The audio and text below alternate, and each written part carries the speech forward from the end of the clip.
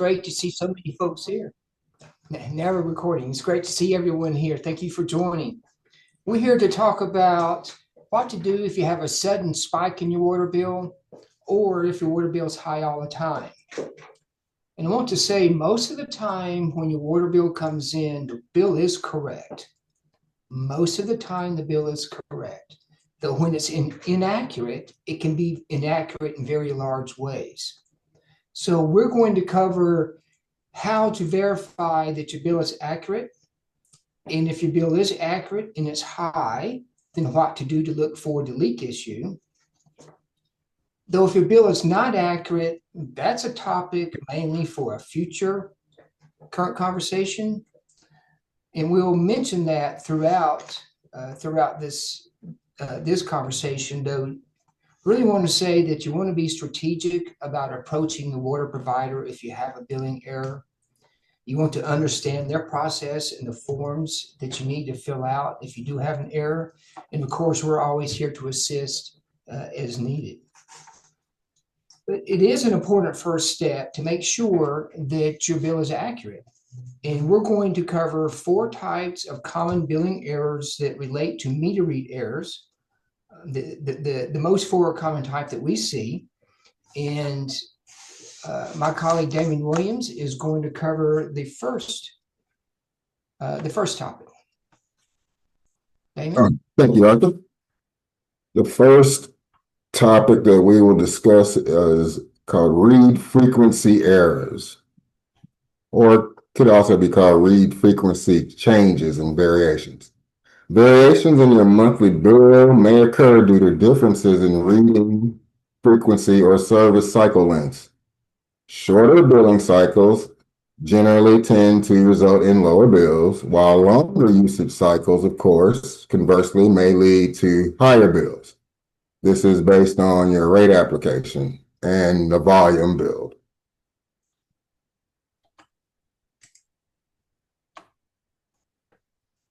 Now,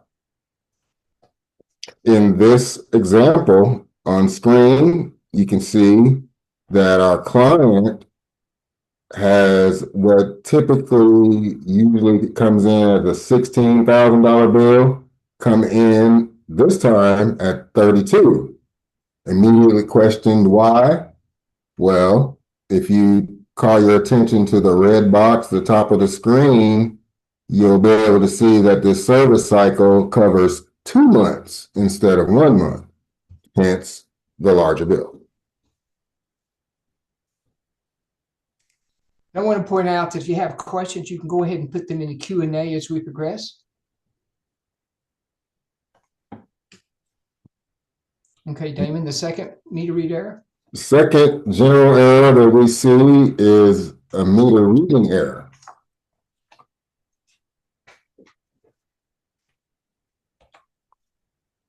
All right. In this example, you can see the provider issued this bill based on a meter reading of 11,041,080 cubic feet, dated September 26, 2025. However, the actual meter reading taken at the property on October the 3rd was only 11,009,000 cubic feet, indicating that the billed usage was higher than the property's actual consumption. So I will scroll back up and we'll look at the bill one time. The current read is 11,418,000. Well, that may be 1,104,000. I can't. It's 11,418,000. And scroll back to the read, you'll see that it's 11,009,000. It's the 41 causing a very large overbill. 32,000 cubic feet, and dollars, this amounted to be a $4,256 error. Okay. So that's the second way that a billing error causes a high bill. You think you have a high bill. You think you've got high usage somewhere, but actually it's a billing error. So the third type of error we're going to discuss is a conversion error. And a conversion error happens when the provider has an improper conversion of the meter volume to the rate volume. In other words, your meter may be in cubic feet, but the provider bills in gallons. And if they don't do that conversion properly, well, then you can have an overbilling. And I'll give you an example of this. This is in DeKalb County, Georgia, where they bill in gallons. And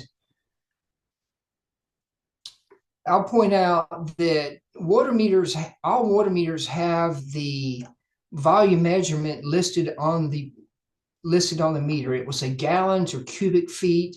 And in this instance, you can see the circle, it's meter cubed. That's a cubic meter register on this meter. And DeKalb County bills in gallons. So they did not properly convert from cubic meters to gallons when they billed.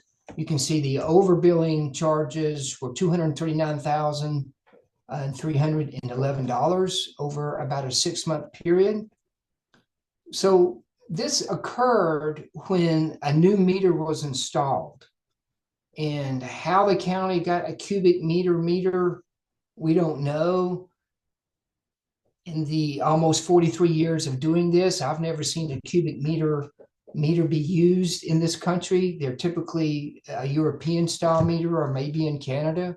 So the dealer for the meter just shipped out the wrong meter. The technicians installed it. They didn't know the difference.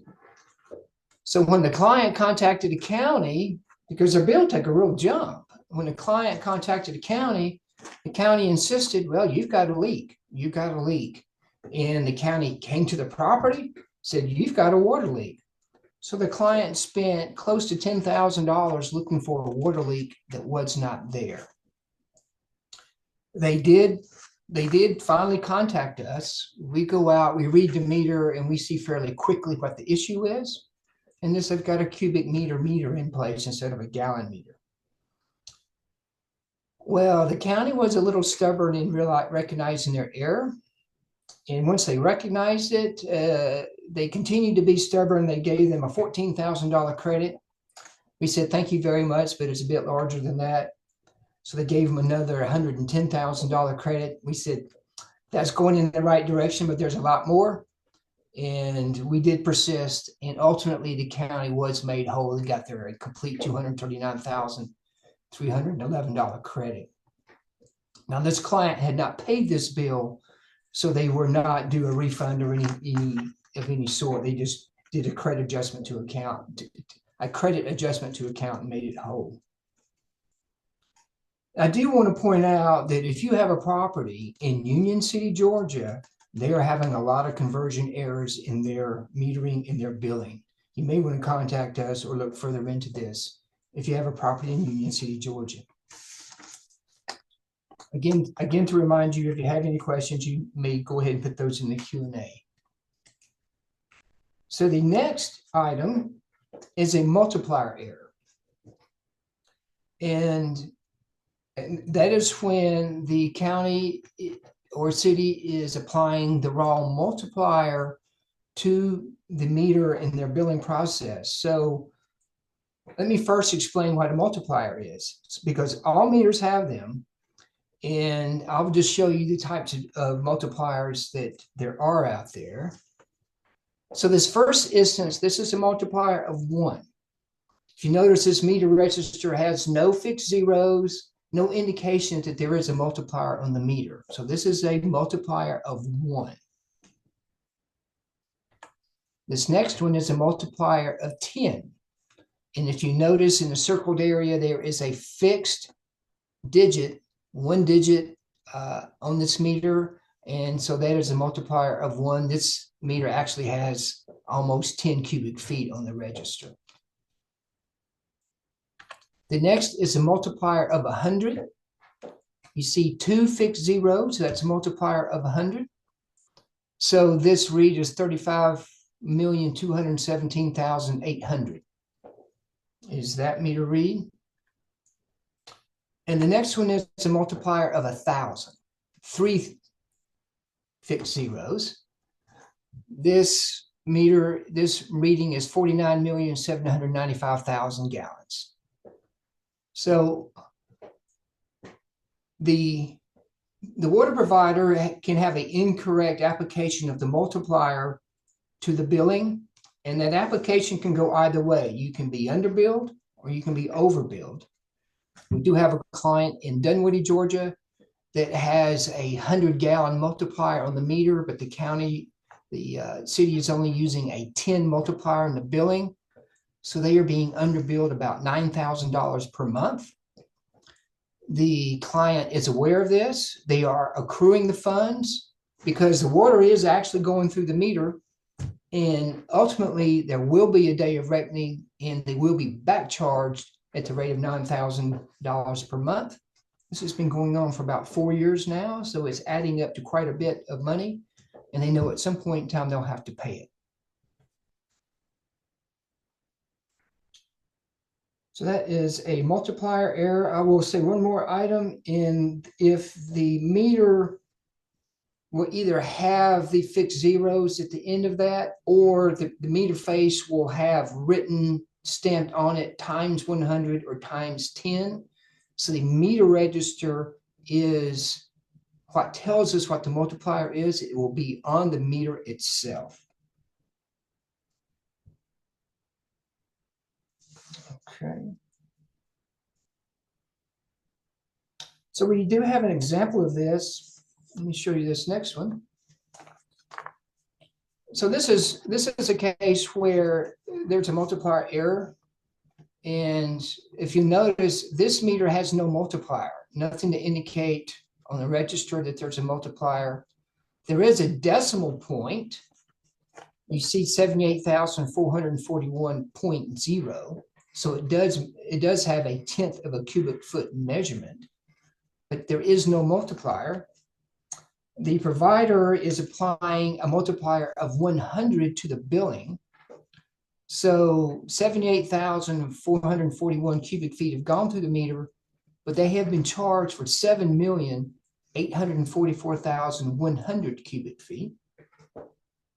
That's a lot of water, folks. The error is average for the last 12 months, $29,000 per month. This error has been going on since 2023.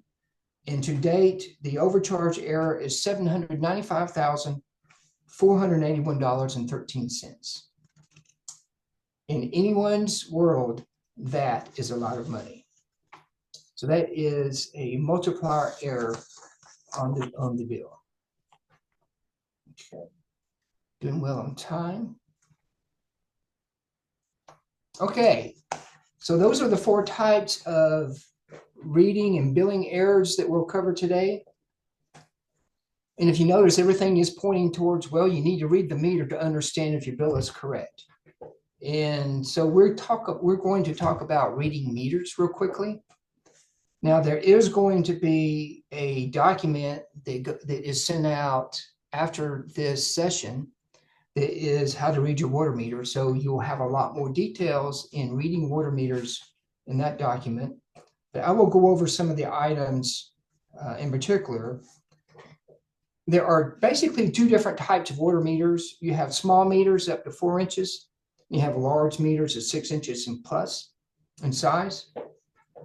So your smaller meters that are your 1, 1.5, 2, and 4-inch meters, they're typically in small pits in the ground that you can get on your hands and knees. You take the top off the meter pit and the meter's right there. If you're in colder climates, the meter may be a little deeper in the ground, but it's really easy to access. Now, you may have to dig some mud out. You may have to clean your register off to actually get the read of the meter. Now, be careful because there are snakes, spiders, scorpions, syringes, diapers. People use meter pits as trash cans. Go figure. But you have to be careful of those hazards inside that meter pit. But you want to take a good clean image of the meter. If you could, in the previous examples, you have really clear image. You can see the dials very well, and you need to be able to have a good clear image of your meter to do the comparisons. And you also want to store this image and hold it in your files, because that meter read taken today may be useful in a case in the future. We have taken meter reads. I believe we had a recent case. We had an image of a meter that was about 4 years old, and we were able to use it to prove a case that we were working on currently. So do store your meter images and date, and also the date they were taken. That's helpful. So you also have large meters that are 6 inches and bigger. They tend to be in vaulted pits in the ground. These pits are big enough to put a Volkswagen into sometimes, so they're very large. And here's a picture of one here locally. There is a lid, and you can see the team looking down inside the meter pit. Now, you can often read these pits from the surface, so you do not have to go down inside the vault to actually read the meter. But if you do have to access the vault and go down inside that, you are stepping into an area that is covered by OSHA 3138, as you can see on the screen, and that is permit required confined space entrance. This does require training in a self permit.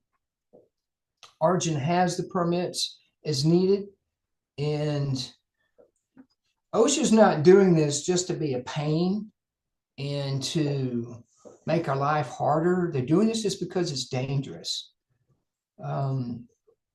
We have to test air quality before we enter the meter pit. And the two items that we run into are a lack of oxygen. Just because you have air doesn't mean you have oxygen in the air. And the other that we find is carbon monoxide. But you can also find sulfur dioxide inside meter pits, and that would be exceptionally dangerous. So you have to be careful when you access meters, and the best practice is to always have 2 people go out to read the meter. Again, there will be more details on how to read the meter document that will go out after the presentation. Okay, so let's say you've gone through this, you've determined that my bill is high, but yes, it is correct. So what do we do? Well, the first thing you do when you have a high bill and you verify that it's accurate, you want to look for obvious issues. Sounds obvious. Well, I say this out of some frustration because we are called to properties regularly because they have an issue, the bill is correct, and we go out to property only to find water running down the street. The picture I'm showing you is a picture from last week. We went 2 states over to look at this property, and we got on site, and this is what we see. It's a little frustrating to do that when you know the property had to see that. And let me show you what they actually saw when they got there. Hope the video is coming through, but that's a large amount of water. We didn't need to travel 400 miles to find that. Again, I say that out of frustration. So you want to look for obvious issues, do a walk around your property, and look for running water. Let's see, okay, another area that you want to look for are recent leak repairs. We see this quite frequently where the leakers repaired last week, only to come back this week. We go on site and we find the last week's repair running again. That doesn't mean that the plumber necessarily did a bad job. Maybe he quoted a different, deeper project and a Band-Aid was approved and the Band-Aid didn't last. Maybe there's a bigger issue at work that would take more capital than the property has, or maybe the plumber did a bad job of repair. You always want to go back and check a recent repair to make sure it is holding, because they can come back. And if you're having chronic types of issues on the property, we'll look for that similar issue in other parts of the property, because it can creep up somewhere else, and happen in another place. Okay. Whoops. So another area that we find leaking quite often are your backflow devices. And the backflow device will be just on the property side of your water meter. And yes, it is part of the property. The county or the city does not have any responsibility for repairing backflow devices. They're yours, and they can leak a lot. And quite often, if you have a large backflow device, this picture, the one in the front, the blue device, is a large backflow device. They can also be involved in meter pits in the ground, and you can't see it. But quite often, you can hear the leak. If you have a lot of water running in a water leak, you can hear that. But quite often, you can lift the lid up of a backflow pit and see the water leak there. Now, this picture also has a backflow or smaller backflow device on an irrigation line in the background. And it can also be in a pit in the ground as well. It may not be as visible, so it can leak in the same fashion. Now, these particular backflow valves are in the southern location, so they're actually above ground, and they're in a weather box as well. Okay. Doing good on time. So another item that we see are swimming pool autofill valves. And an autofill valve has a float arm very similar to the float arm in a toilet tank. And quite often it's the very same device. It could be a Fluidmaster 400A float arm. And it is located in what appears to be a clean out basket right next to the swimming pool. If you have a pool, it's important to understand if you have an autofill valve. And what it does, if you have a pool leak, it automatically keeps the pool full. So you can have a pool leak and not even know it. They can hide pool leaks. And the drain off for these can be in areas that you can't see, you can't hear, you don't even know you have a leak. We have a client in Atlanta that had an issue with their autofill valve. Again, the city said they had a water leak. They had a water leak, but they couldn't find one. It wasn't obvious. We did a water audit on the property and found the autofill valve. The maintenance personnel at the property didn't even know they had an autofill valve.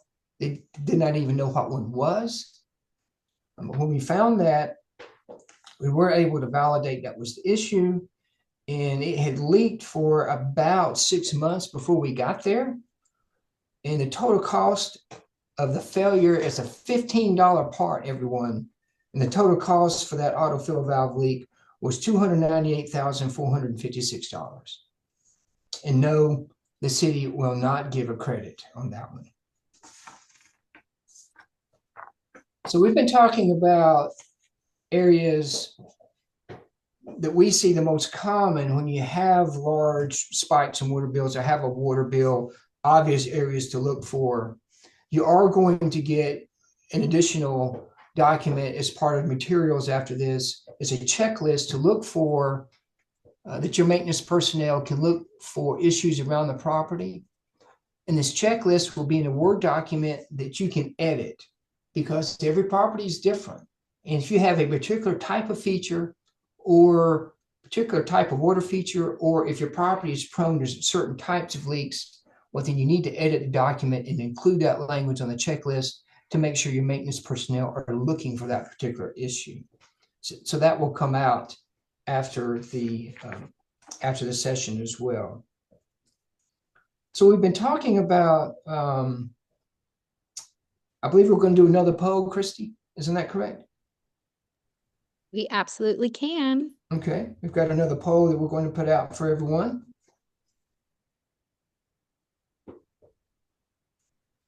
Arthur, I would add that while everybody's looking through the next poll, remember a couple of things about water. A, it finds its own level. So water will flow to the area of least resistance. And that's kind of where you guys need to be looking for obvious issues. Follow the flow of the water until you find its source. That's one thing. Another thing, when we talk about going back to check your areas of repair, you check your recent repairs and then follow like the lines around that as well, because another feature of water is that it finds the area of the least resistance. So wherever your main water line is weak at, again, where you have turns, elbows, places where it has to change elevation, that's where you tend to have leaks. So the water pressure will seek out the next weakest point in your line and cause a break there. Especially for those of you that seem like, oh, we're always fixing water leaks around here. That's probably an indication of the condition of your underground lines. Those are good points, Damon. And I guess I would ask the question, which way does water run? Water runs downhill, not uphill. Downhill, definitely. Which means that if the water can find a way out, it will do that. And so it will not necessarily surface.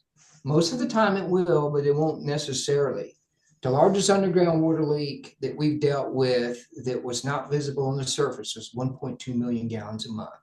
That's a lot of water that never came up to the surface. So it's a function of how deep your water lines are, the type of soil in the surrounding area. If it's rocky versus sandy, that can have an impact on that. And it's also the elevation change on the property itself. So underground water leaks do not always surface. All right, guys, you ready to see these results? We are ready to see the results. All right, so what is your first thought when it comes to a high water bill? And a lot of people are thinking it's an underground leak, followed by a water meter issue and then a pool leak issue. All right, I'm going to go ahead and stop sharing. And Damon, I think you're going to take it from here. Well, I'll make one comment. The largest category, there must be an underground leak. We hear that a lot. And underground leaks are the culprit about 7% of the time. So typically, it's not an underground leak. There's something else going on in the property. So we've talked about what it could be. And I think we need to point out what it's not. Now, with your swimming pool autofill valve, yes, that can be an issue. That's relatively rare. Most swimming pools don't have autofill valves. So we don't see a lot of these. But when we do see a swimming pool valve, autofill valve issue, it can be really big. But typically we don't. So Damon's going to go into other types of leaks that's not. And I think the first one up is swimming pool. Well, yeah, oddly enough, it is swimming pools. But in this case, when we say swimming pools, I know we just gave you a huge example of a problem with a swimming pool. That was the device, the fill valve device. Now, your typical topping off your pool for evaporation, not a problem. Even if you're putting the hose in your pool twice a week for a couple of hours, not a real problem. The issue would be when you have a constant flow of water from your pool, and that's what happens with the autofill valve. It's constantly feeding the pool and the water is just going out. It's just like having a hole in the bottom of your cup, right? The constant leak, the constant flow of water, that's what piles up and generates these larger bills.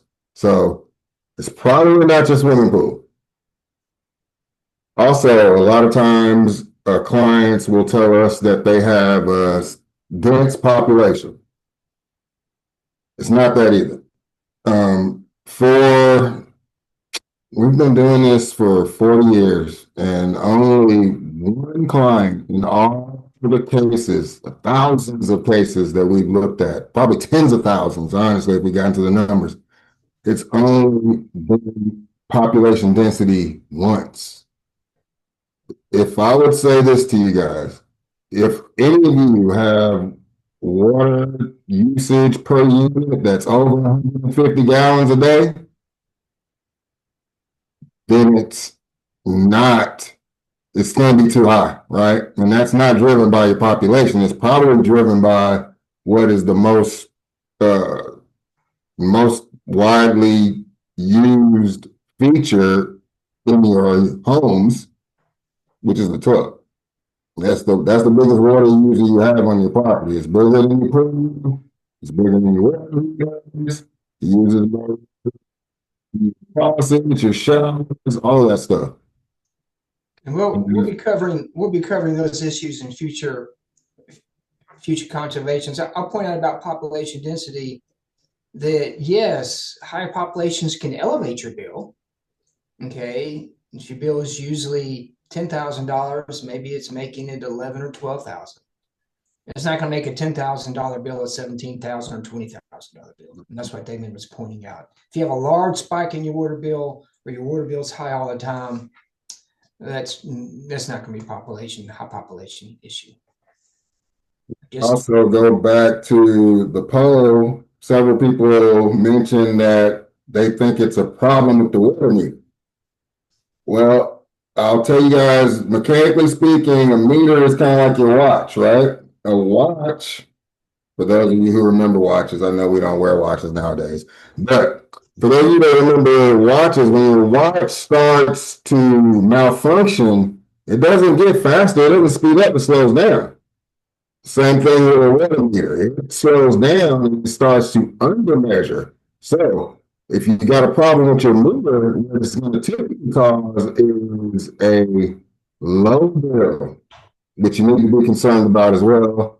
But of course, that'll be a subject for another time. Because that's as dangerous as a high bill, right? The high bill is in your face and you see it. The problem with the low bill is you get used to the low cost, the conditions, you might change your budget, and then all of a sudden, wham, the provider hits you with a bill for what you're actually using. So that can be a danger as well. I just wanted to address that because I saw that a lot of people think that, the water meter causes a high bill. Don't cause a high bill, it causes low bills. Because high bills that the provider make a mistake with the estimations. Once they figure out the meter's not reading correctly. And finally, the smaller fixtures on your property, your water heaters, your faucets, that's typically not going to drive your water bill to the level where you'll notice that it's wrong. Okay. It will aggravate your usage. Yeah, we're not saying that water running doesn't aggravate your usage, but what we're saying is these things that people typically try to attribute the extended high water bill to, that's not what's driving your usage. They're not major drivers of usage. And I agree with that. And I see that we spelt it header, not heater. We do hear that we had a water heater break and that caused my bill to be high. Now, 300 or 400 gallons of water in a residence unit, that's a lot of water and that's a mess. That is an issue, but that does not cause your water bill to spike. That's not enough water to even register on your water bill there. Yeah, it's not on the water bill. That's going to cost you in the other areas, the remediation of the unit, that stuff, new carpet, all that crap will cost you a lot, but not directly off your water. Okay. Thank you, Damon. So I do see we have some questions have come in. And I see that Neil pointed out that it's running toilets, and running toilets is the biggest cause of high water bills out there. And we are covering that in the future session. So running toilets is an issue. Another question is, how do I know the meter is even correct? Can it be the problem? That I think, Damon, you answered that for the most part. Meters are mechanical devices, and when mechanical devices have issues, they slow down, they don't speed up. Damon used the watch example. I like to use cars. If you're having a problem with your car, does it break down on the side of the road, or do you go run a race with it? You're going to break down on the side of the road. So meters are the same way. Now, how that meter is read, that's where the issue comes in. But the meter itself is a scientific device. We can rely on it to be accurate. When it is measuring, when it's accurate, it has a high degree of accuracy. But when it has problems, that accuracy drops off, and it does so in your favor. Okay, another question is, if I am being undercharged, shouldn't I tell the water company? Well, it depends on why you're being undercharged. If your bill is supposed to be $10,000 a month and you're being charged $5,000 a month or whatever, should you tell the water company? Depends upon when we hear that, when clients ask the question, we say it depends. It depends upon why it's being undercharged. If your meter is operating properly and it's measuring water and the city just cannot read it or does not read it, and they're estimating low, then you're creating liability, because when they do read that meter, ultimately they're going to catch that up, and you're going to owe 100,000 or whatever the dollars can be. It can add up to be a large amount in a hurry. In a situation like that, you may want to go ahead and tell the water provider so they can get that bill corrected, so you can manage that liability better. Now, if the meter is not measuring any water and you're getting a negligible bill, a very low bill, your liability isn't as great. The city doesn't have the basis for a back charge. They don't have a meter read. They don't know how much you actually used. Now, the standard is they can put a new meter in, and they can go through 3 months of usage and use that post with the new meter usage. With the new meter, they can use those figures to back charge you. We do see that from time to time. Typically, we don't. Typically, they'll replace the meter and you'll just get the correct amount moving forward. Now, I will say that if you're taking the issue to the city and you're letting them know, I have an issue, that usually puts you in a better light, in a better position, and they will be easier on any potential back charge, or quite often they won't back charge at all. So should you take an underbilling issue to the city? Typically, you want to do that, but you want to be strategic in how you do that and when you do that. And the last question, how far back can I go for a refund for an overbilling? Or conversely, how far back can the provider go if they've been for an underbilling? How far back you can go, really, it depends on a couple of factors. One is, how long has it been overbilled? What period of time are we looking at? If it's been a few months, yes, you can get all of that. If it's been a few years, have you been overcharged? Theoretically, the statute of limitations in general is 7 years in the accounting profession, and billing is an accounting item. Though local ordinances and codes can overwrite that. I know City of Atlanta has typically a 1-year window. So you've been overbilled for 4 years, you can get a 1-year credit or refund for that. And in another situation, a county has a 6-month window. Some municipalities, I believe, have as low as a 3-month window. So it depends. Now, that's for a refund. So the same logic should apply to a back charge. They don't typically work that way. But you would essentially have the same standard for a back charge. We have seen a municipality try to back charge for, I believe it was 7 years in the past. They didn't have really clear information for the basis of that charge, and we were able to get that charge taken away. And that charge was well into the six figures. I want to say it was around 400,000 they were trying to back charge, and we were able to get that eliminated because they had no real basis to do that. So they can try it. They will try it, and I hope you accept it. Though here's where we can provide assistance and give you the ammunition you need to beat back an overcharge like that, or excuse me, a back charge like that. And I believe that is all the questions. And we are right at 45 minutes. We said this was going to be a 45-minute session. So look at us. You did it. You absolutely did it. Arthur, I was gonna say, I'm like, these all sound like things that we gotta call you for. So well, first of all, everyone, thank you for joining us today for our very first current conversation. We hope this was an insightful session for you. If we didn't get to your questions or if you think of some afterwards, please feel free to send those in. We're always happy to help. You can send those to water@argentinc.com. Arthur, would you mind swapping to our last slide, please? Just so people can see that email address. Also, we will be sharing a recording of our session from today, as well as that look for the obvious checklist in the next day or so. So keep an eye out on your inbox for that. And at Argent, we believe in taking preventative measures to protect your property. Many of these things can be self-service or self-identified, and that's great. But sometimes you need a little bit of expert support. So whether you're currently experiencing a high water bill, have an unknown leak, or are preparing your 2026 budget, our team is here to help you. So as you look ahead to the next year, our team can help you build that budget using data and projections. We can also help you plan ahead for key projects that are going to bring efficiency and conservation to your property with a capital project planning. So Al Damon was saying about those running toilets. We can definitely help with that kind of thing and how to plan for it. You can get started with a free discovery call with our team.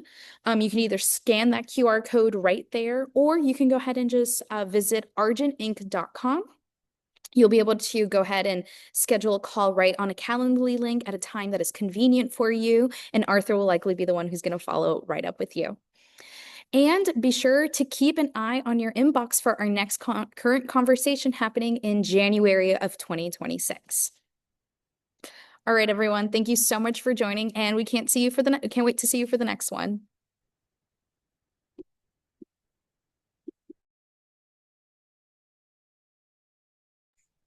Thanks, everyone.